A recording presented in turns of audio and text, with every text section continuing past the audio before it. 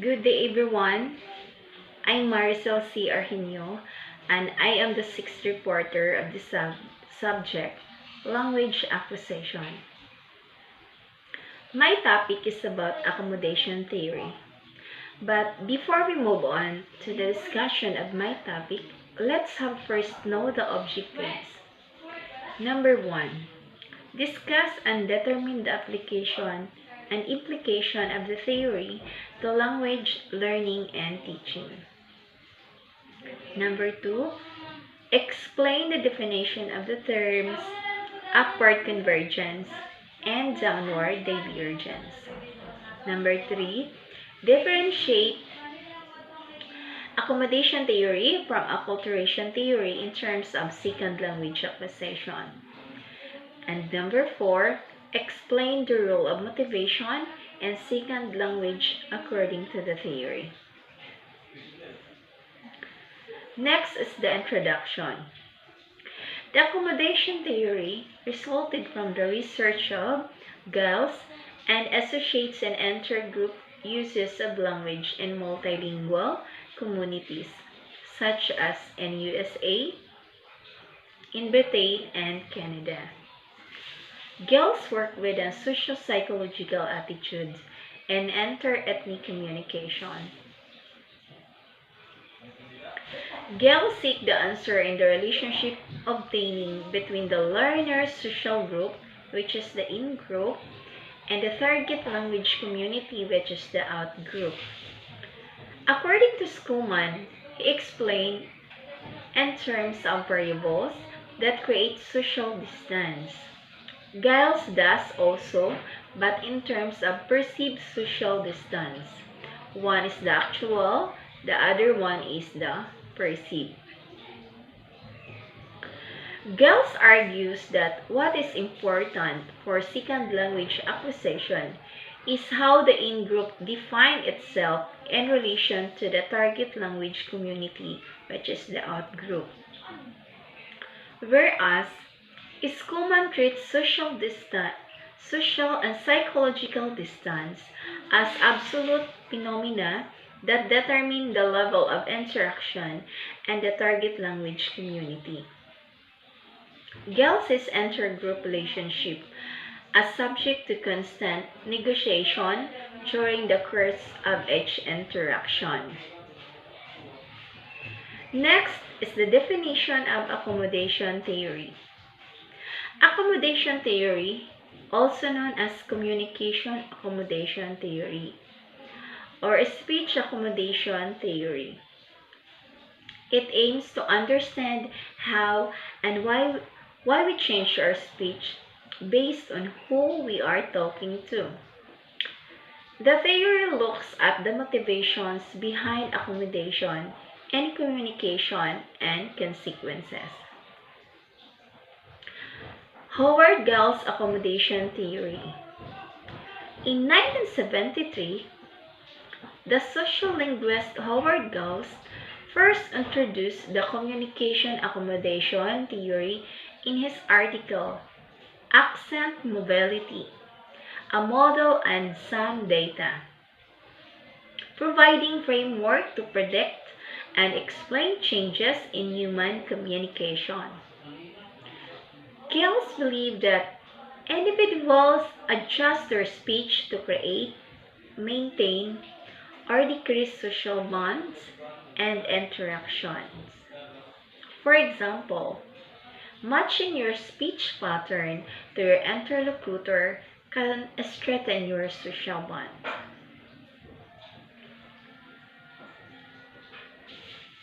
Next is the description of the theory. This theory shares certain premises with the acculturation model, but it also differs from it in a number of significant ways. Like Schoolman, Giles is concerned with the successful language acquisition. Both seek the answer to the relationship that hold between the learner's social group, which is the in-group, and the target language community, or the out-group. Schumann explains this relationship in terms of variables that create actual social distance. Gels does also, but in terms of perceived social distance. One is actual, the other one is perceived. For Schumann, social and psychological distance are static, or they change very slowly over the course of time.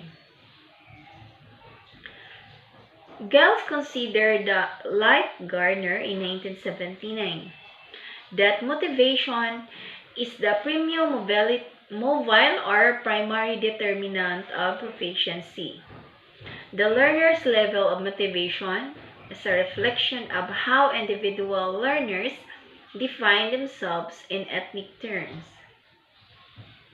This, this is in turn governed by a number of key variables. There are 5 variables. First is that identification of the individual learner with his ethnic in-group. The extent to which the learner uses himself as belonging to a specific in-group, separate from the out-group. Second, inter-ethnic comparison. Whether the learner makes favorable or unfavorable comparison between his own group and the out-group.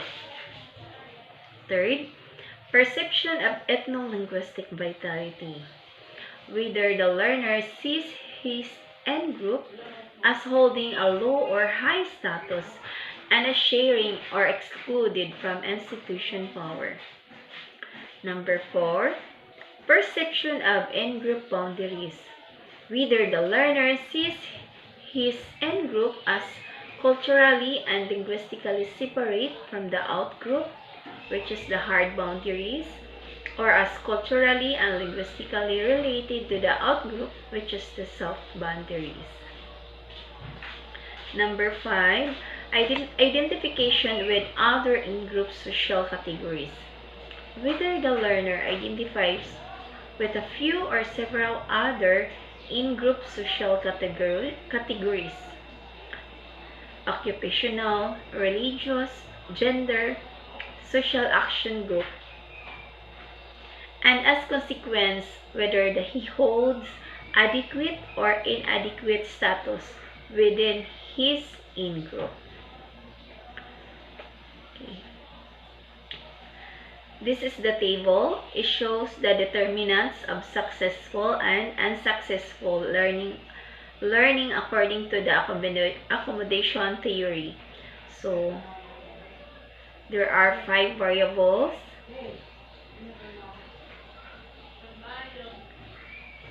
In letter A, high motivation, high level of proficiency.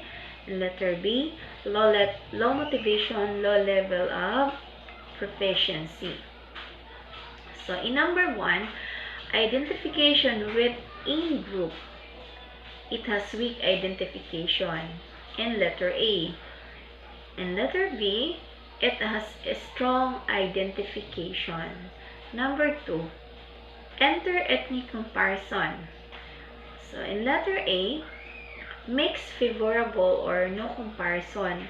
In-group is not seen as inferior. While in letter B, makes unfavorable comparison. In-group is seen as inferior. Number 3, ethno-linguistic vitality. Low perception, high perception in letter B. Number 4, perception of in-groups boundaries. In letter A, soft and open. Well, letter B, hard and close. Number 5, identification with other in-group social categories. In letter A, it shows a strong identification, satisfactory in-group status. In letter B, it shows weak identification, inadequate, unsatisfactory in-group status. So, next is the description of the table.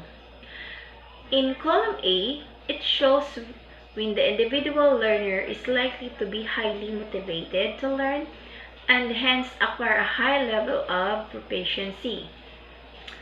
And in column B, it shows when he is likely to be poorly motivated and thus achieve only a low level of proficiency. Gals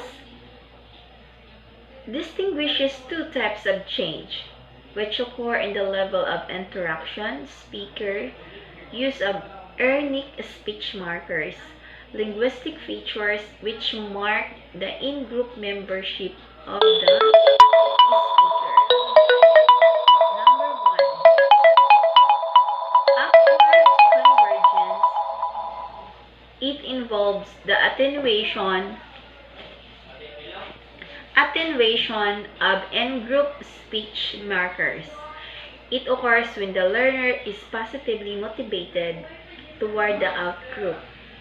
Number 2, downward divergence.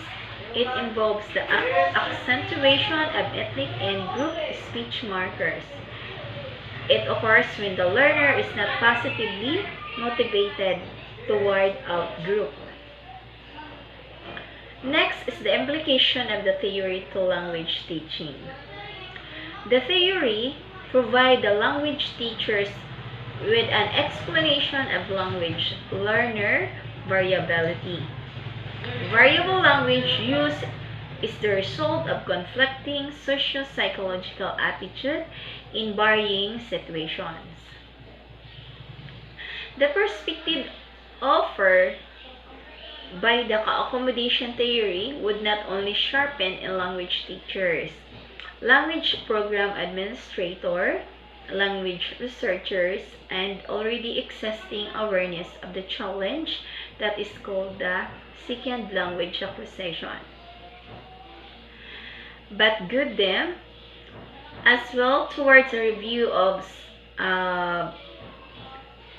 second language acquisition methods and techniques in order to make their own unique contribution to the second language proficiency. Okay, I have here the summary of my topic. So, accommodation theory, like acculturation model, does not explain assembly mechanism. It does not account for the development sequence. The strength of the accommodation theory is that it encompasses language acquisition and language use with a single framework. It also relates the acquisition of new dialect or accent to the acquisition of a second language, as both are seen as reflection of the learner's perception of himself with regard to his own social group and the target language dialect group. Howard Galt contention that motivation is the primary determinant of proficiency. He considers the level of motivation to be a reflex of how individual learners define themselves in ethnic terms.